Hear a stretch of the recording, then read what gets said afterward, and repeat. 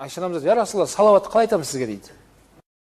Сол кезде Аллахумма солли аля сайидина Мухаммад ва аля али Мухаммад кама соллайта аля Ибрахим ва аля али Ибрахим иннака хамидун мажид. Аллахумма барик аля Мухаммад кама баракта аля Ибрахим ва аля али Ибрахим иннака хамидун мажид. Осылай айтсаң толық айтқаның деді Айша деді.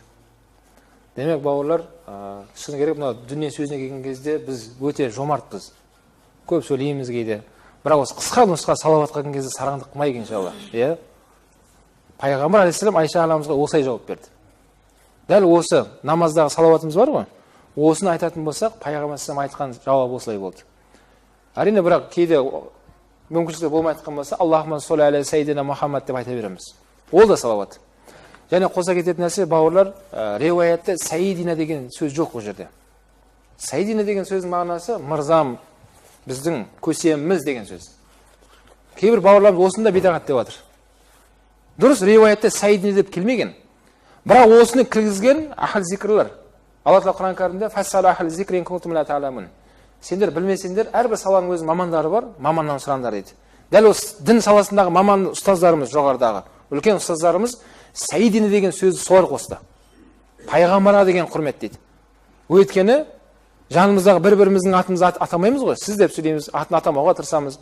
Ал адамзаттың асыл тажы Пайғамбар алейхиссаламға да құрмет болу керек екен. Сол үшін бидағат деп айтқан адамдардың өздері бидағат. Оған қарамаңыздар, мән бермеңіздер. Өйткені діннің мамандары солай деп айтып жатыр.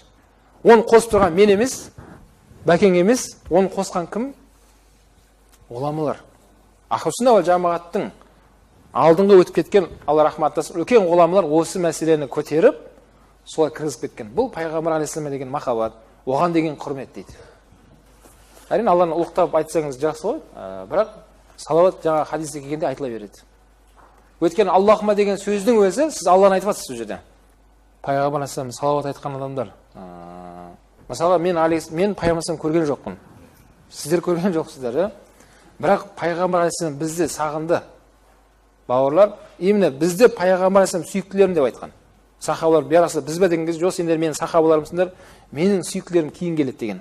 Олар мені көрмесе де, мені ғашық болады солар дейді. Мен солар сағындым дейді.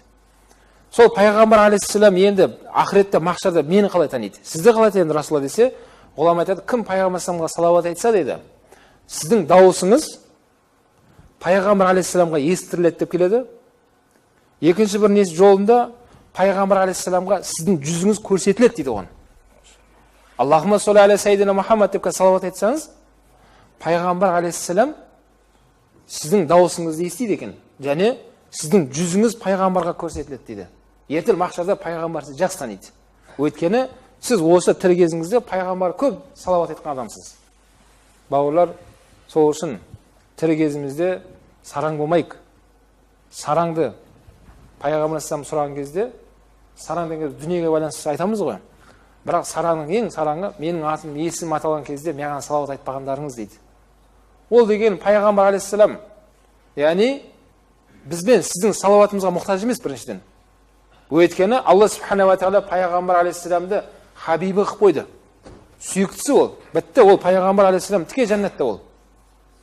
Енді Пайғамбар сараң болма деп атқаны, өзің сауап істеуіңе сараңды қылмасай, өз-өзіңе деп атқаны ол дейді. Яғни бір салауат айтсаң, Алла Тағала неше айтады деді сізге? 10 айтады деді. 10 салауат Алла Тағала сізге.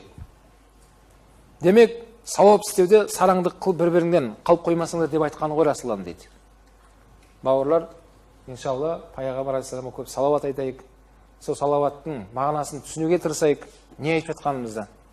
Және оны балаларымызға, іні қарындастарымызға үйретейік иншалла.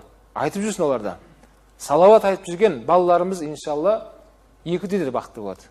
Жүректері нұрланады, тілдерінен тек қана жақсы сөз шығатын сондай бір салихалы ұрпақ болады иншалла. Айша анамыз, я Расулалла, салауат қалай айтамыз?